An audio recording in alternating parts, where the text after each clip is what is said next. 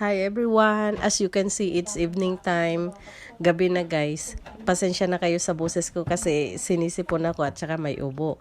Alam nyo bang ginagawa ni Banang ngayon? Kahit gabi na alas 9 na yan guys. Pero nililinisan niya yung filtro ng extractor namin. Ayan. I-sprayan niya ng, ano ba yun tawag dito? I-sprayan niya ng desengresante, yung pantanggal ng yung mantika, ganon. Kasi 'di ba, syempre guys, pag magluto tayo, ganyan ang ginagawa natin, 'di ba? Ginagamit natin para mahigop niya yung amoy sa kusina para hindi maamoy sa kusina. Alam nyo ba 'yun? Ganyan. Pag wala siyang ginagawa, ganyan siya guys. Linis is real siya. Ganyan si Banang.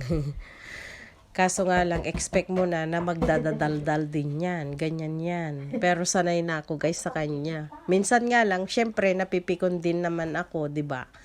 Kaya nagsasagutan kami. Pero alam mo simpleng sagutan lang naman.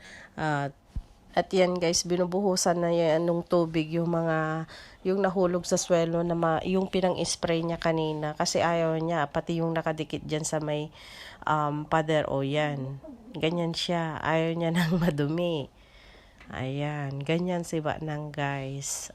Kita nyo? Malinis na. Ayan.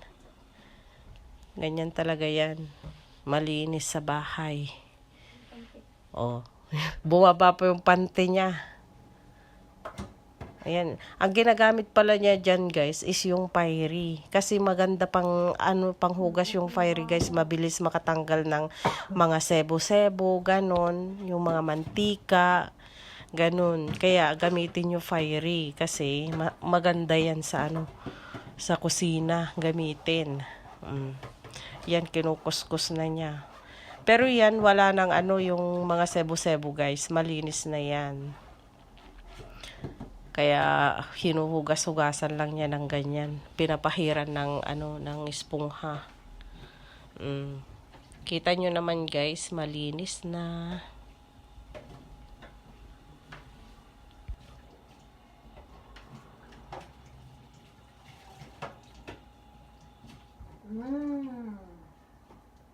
Now it's white. Kumita ka. Kumita ka. Higanam. Kumita ka to. Now it's white. Look. Thank you. Thanks for watching everyone.